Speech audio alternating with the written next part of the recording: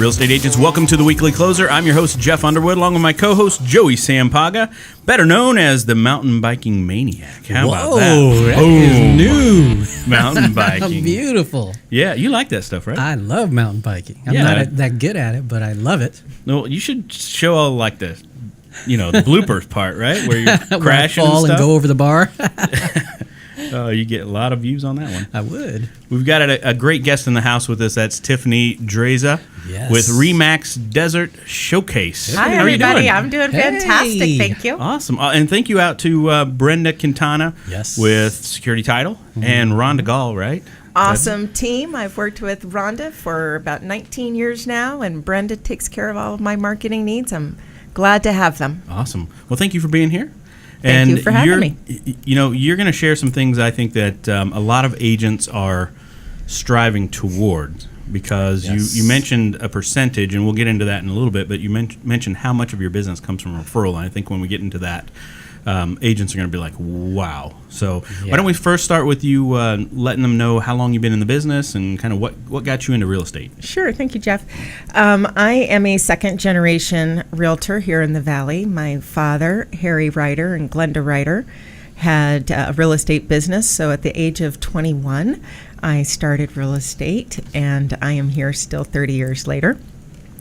So I'm very grateful to have worked with family for the first 20 years of my career. And after 2008, that all went in a different direction, and our family business closed, and I joined RE/MAX and had a whole new career as a seasoned agent, but yet new to the new market that we all have experienced since 2008. Yeah. So you've seen ups and downs. Oh, yeah. From cash to mortgage and wrap. That's how it was in the 90s. And then, all types of creative financing. But, at the end of the day, it's still just finding that person that they just need a house. I mean, there's always reasons people need a house or need to sell. Yeah, That's right. So what are you doing today? So let's get into some of the things you're doing in today's market in 2019.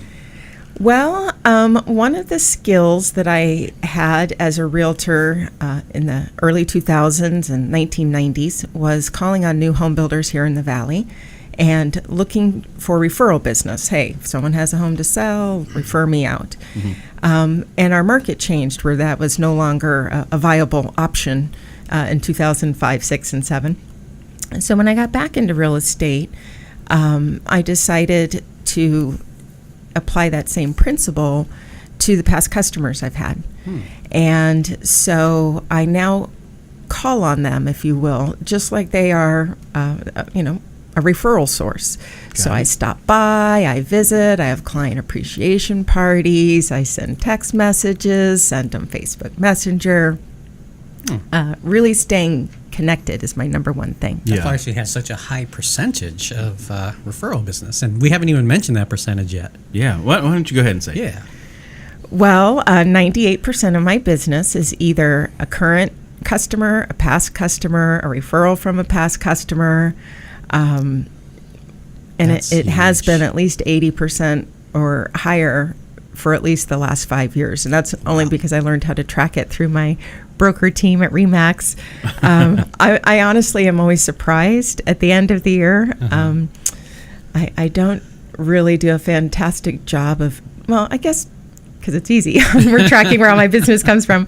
But I am always surprised that it's such a high number, but it is. Yeah, well, I think it's amazing. I think that, that's what every agent wishes for. If they had enough people in their database, then they don't have to market. They kept in touch with them. Yeah, their marketing is essentially just talking to people they know. Right. That's right. You do have to continue to meet new people. Sure. I am a people person, so I am a bit of an old-fashioned realtor. So I love open houses. I still do them. Mm-hmm. I feel I do them more effectively than someone who perhaps was newer to the business, etc. Oh. But that's where I meet new people. Sure. So honestly, if it's not a referral or someone I know, it's probably someone from an open house or referral network through my lender or Women's Council of Realtors can you give us or something. one little tip on what you do at an open house Great question. that's like different from any other agent? Sure. So Very there's reluctantly. yeah, no worries. I kind of feel like everybody should know how to do this, but maybe not everyone does. So the process I follow is always by Thursday, I put a writer out on the sign that says open Saturday or open Sunday. I walk the neighborhood and invite at least 10 to 15 people, just a reasonable amount. Some typically where the home can see the other home, like, hey, see your neighbors down there? Let them know that we're having an open house, invite your neighbors. And then put it out on MLS. Not everyone knows you can mark that little box that says open house, and that's what actually syndicates it to all the sites, and then go on Zillow and on Purpose and mark the site. And then I have at least 10 open house signs or more for every open house. It's that obnoxious, you see them Sure. going all the way Right. down the road, Sure. the little balloons and all of that. But you really have to do all of that every time you have an open house. And then for my company, Remax, they have nice branded flags, and so I have the flag in the yard as well. Do you do your own signs, like get out your car, jump out, and cross traffic? And I do. As a matter of fact, I have oven mitts in my trunk because it's Arizona and it gets hot. Signs get hot. They do. So, and I also have a little hat I put on at the end of my open house to cover my head as I'm doing it.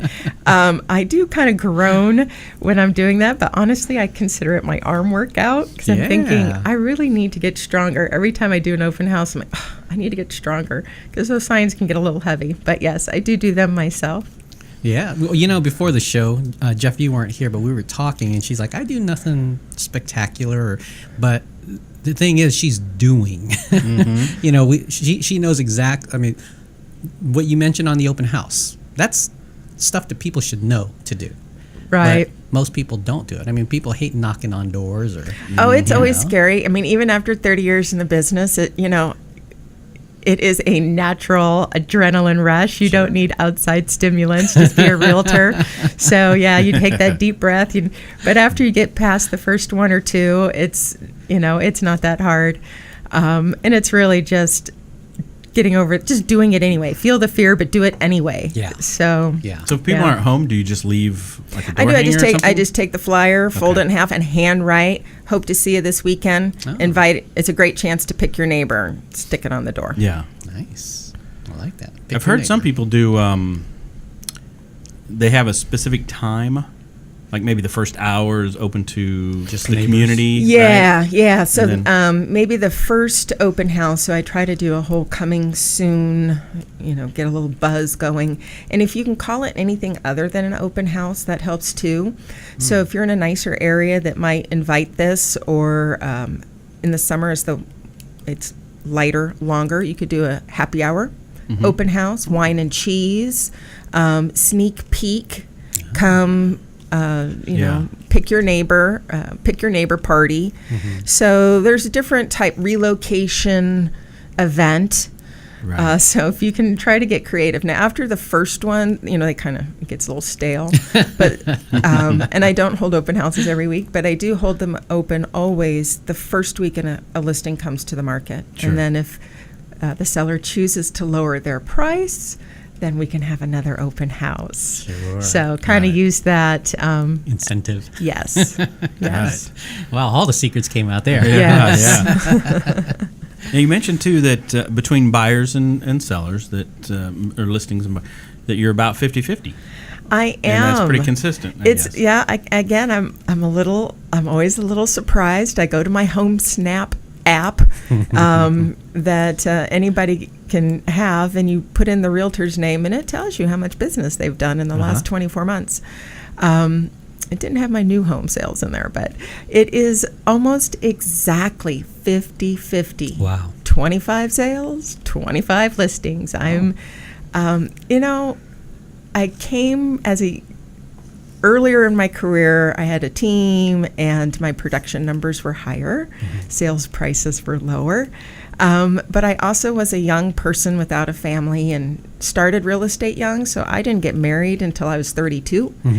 So for me, I now have school-age children at home.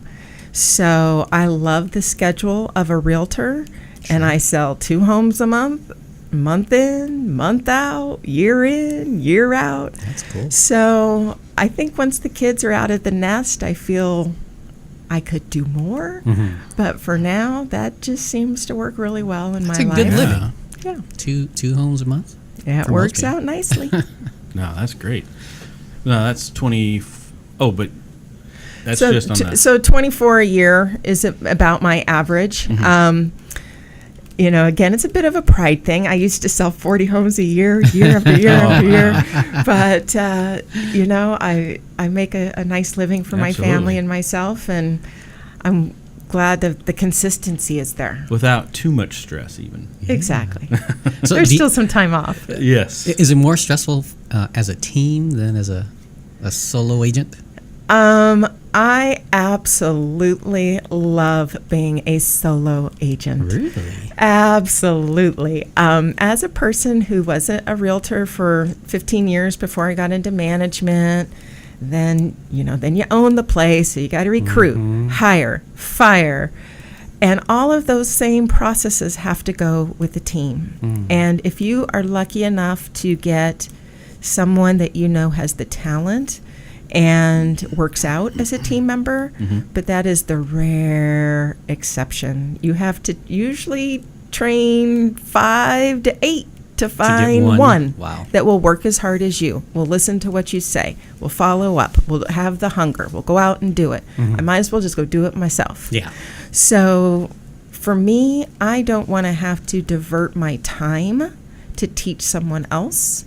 I don't mind mentoring someone else because I feel like a rookie on all of the technology side of real estate, and we all know how it's changing with iBuyers and apps and buy with a click, and so my reality will change. So I'm open to help and to learn, but I don't need to teach someone else and take that time when I could just make my own living. Yeah. Yeah. Sounds And then good. just hire someone to help me you with go. paperwork, and I'm lucky enough to have good support team at my office. Yeah. Well, you can do less volume, Right? but get more of the pie Exactly. if you're doing Exactly. it by yourself, right? Yeah. Yes. that's 20 good. years in a family-owned business, we were the traditional model where like 50-50, 60-40 split, and the company paid all your expenses. So Yeah. it was a dramatic business shift to go to the RE/MAX model, which is completely different. You pay to work there. And I'm very happy to work there because they support me with all the tools Yeah. that I don't have to learn to do myself. But you better be pretty serious about making a full-time job Sure. and living Yeah. and that type of thing. So Oh, that's great. So your niche, I guess, is really working your sphere. it is. So what do you do to stay in front of them? That's a great question. My number one thing is pop buys. If I'm sure the Okay. realtors out there that are familiar with Buffini, Brian right? Buffini, exactly. I love if you can jot down anything that was important to them, your client, whether it was a buyer or seller, that, their favorite baseball team, their kids' things, whatever. Sometimes someone will mention that's my favorite color, anything. I always try to then tie back whatever that gift is in their color they liked or their favorite team or whatever. I have a great gal that makes closing gifts for me. But even after the transaction is done, I am still stopping by and seeing clients from 2010. That's when I learned about the process when I joined RE/MAX. And ever since then, every single quarter, I'm popping by about 20 homes a month, trying to get through everybody. So that, and then Facebook Messenger, that was a little tip I learned along the way. Because people get busy with their email, it gets cluttered, they erase it. Absolutely. So if you're Facebook friends with them, make a video and send it on Facebook Messenger. Thinking of you, I was in your neighborhood today. Of course, a happy birthday video is awesome. Yeah. And the house anniversary. So that's just a different delivery method that they'll get it at their time, and usually, And they will open it. yes. Yes. That's Yeah. the key, right? Yeah, exactly. I think the Facebook open rates on Messenger. Messenger is 90+%, right? Pretty Because good. Yeah, they it's get pretty the good. notification, and Yeah, so it's really interesting. I've got some stats in front of me because we teach some of this stuff on Messenger. That, believe it or not, this study was showing that 40% of people over 75 are also on Messenger now. Well, how about that? So I love our seniors. And even the millennials, because everybody Yeah. says, well, Facebook, Right. millennials aren't on Facebook. And then you're like, well, they're on Messenger for sure, because this is saying that about 90% of 25 to 34-year-olds are on Messenger. Well, that's good because, So- I do have truly, it's so funny. I think, I don't know, it might be just my astrological sign or something, but I feel like I'm the same age as whoever I'm with. So when I'm with someone who's in their 20s, I truly have channeled, and I mean, appropriately so. I'm not just, I still have to be in charge or whatever, but, I get to who, and I really feel that way, and I can hang with Yeah. you and be your best friend because I have best friends that are 20-year-olds. And then I absolutely love being with their parents and, helping their mom buy the house or sell the house. And when Right. I'm with them, I mean, I am so connected and I feel like, I'm going to be in senior care when I'm older. So I'm really grateful that makes it easy because like Yeah. what, you had said, well, what else do you do? Well, if there's time on the calendar, well, then let's go to lunch. Yeah. I take our people to lunch, go have coffee, try to do something with a past customer. Wow. Right. That's my So you feel like prospecting. you're 35 right now, right? Because I I'm do. 35 and I do. Oh my He wishes- gosh, I really do. he wishes he was That is my 35. internal age, as a matter of fact. It's not my actual age, but that's what I feel inside. Yeah, that's Jeff's. I'm holding at internal 35. age. that's my internal age. That's fine. No, I'm not. I won't even go. He's like 50. I got you beat. I'm close, I guess. Oh gosh. So what's the one thing that's made a big impact in your business? I would say the foundation. I have to give credit to my father on this. Absolutely drilled in our heads, run your business like a business, which is easy to say, but what do you do? Well, the first step on that is you have a schedule. I have had a work schedule my entire working life, Saturdays and Monday. I work until like 2 o'clock on Sunday because, yes, I have family time in the evening, but people want to go work or go see houses on Sunday. Sure. So whatever people decide to do with their own work schedule, but have one. And then number one key is do the activities and the results will come. You cannot control, I'm going to get a sale this week, but you can control, I'm going to go out and preview homes. I'm going to go out and talk to people. I'm going to go hour of power. Whatever you have to do that you like, schedule it in your work schedule and do it. And guess what? The results will come. Wow. So when I started at Remax, I was flat broke, now working for a company I had to pay to work there in a changing market and was very nervous. Like, can I still sell real estate? And I sat an open house 5 days a week. Wow. I mean, that's what builders do. That's all I know how to do that. Let's go do that. So, there's always something to do. Every realtor has someone they work with. They can go say, hey, what should I do today? And someone will give them some advice on what to do. But if you do activities, the rest will come.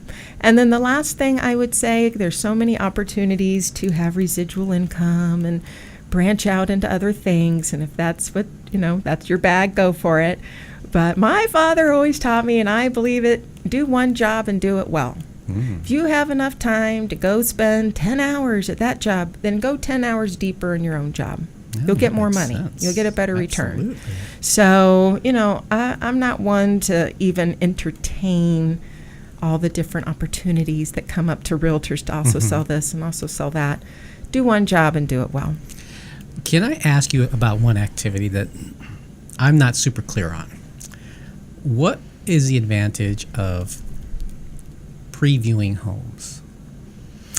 I wouldn't do it if as a newer agent or new to a market where I don't have a sphere. Yeah. I would be out previewing new homes New homes. every day with some type of real estate gear, either the company you work for proudly displayed a name tag or something, because one, product.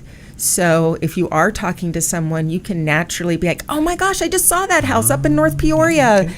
blah, blah, blah, Syntax, just open. I don't think Syntax is around anymore. That was nerves coming out.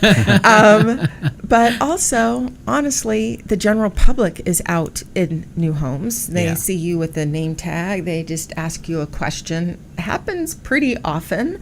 Or you just, hi, and you, bumped into you again at this model, and you just kind of chitty chat.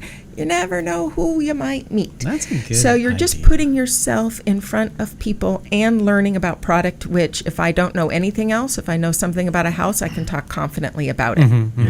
Yeah, and you do learn about the stuff in a new home, like the type of countertops, quartz, and what's the advantage Well, of even just the those, and floor plans. The floor plans. A multi-generational mom's moving in. Oh, Lennar has one right here with just perfect for that. Now I look like the expert. Right. I guess with the social media today, they could turn on their camera and share that they're out previewing. And that as well, that's the part that it's where I want to grow then in my more business. people will even see them. Absolutely. That is the thing. I have to say, there's some really good agents out there I've seen on Facebook, and I have to give credit where credit's due, where I'm like, I need to do what you're doing. bomb videos, or whatever way you Facebook take Live Facebook Live, and the general public loves video, so that is the name of the game. So if they see you out, and that's the other new thing that's popular, is to be a community expert. Oh, yeah, so you that's go right. around your community, meet in the coffee shops, the restaurants, and the food is great. And you're not even really talking real estate, except for everything's branded. Yeah. You're just the community expert out at the new shoe store opening. Right. So that's another marketing thing.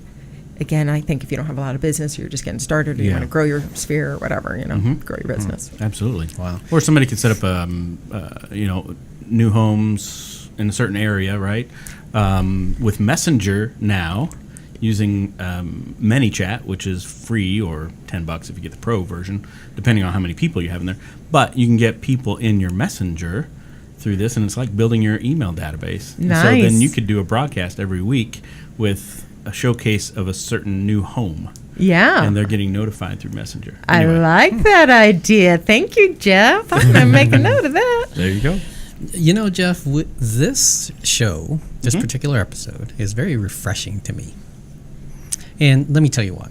Okay. We're so Tell me why. we're so inundated with tech stuff. Uh-huh. Right? New technology coming out. Now the latest thing supposedly is LinkedIn, even though LinkedIn's been out for a while, right? Oh, I want to learn LinkedIn. I want to do this. I want to do that. But it's the people thing that people are missing, right? Getting in front of them, calling them, stopping by, saying hello, taking them out to coffee. And to hear that and consistently just do that, I mean, look how long your business has been going. 30 years and you're still here. Yep. Plan to be here for at least another 15 years, and then we'll reassess. That's why it's refreshing to me. Absolutely. No, that's great. Any other last minute things before we move to the next segment? Anything you had that you definitely wanted to share? I think that we got most of the things done. The only last thing I'd share is, I think most full-time realtors out there know the shifting in the market, and the one tip that I used to do years ago, and then we got away from it, but absolutely have reinstituted it in my business, is to get an inspection on your listings ahead of time, a pre-listing home inspection from whatever favorite inspector you use, and then offer a home warranty up front.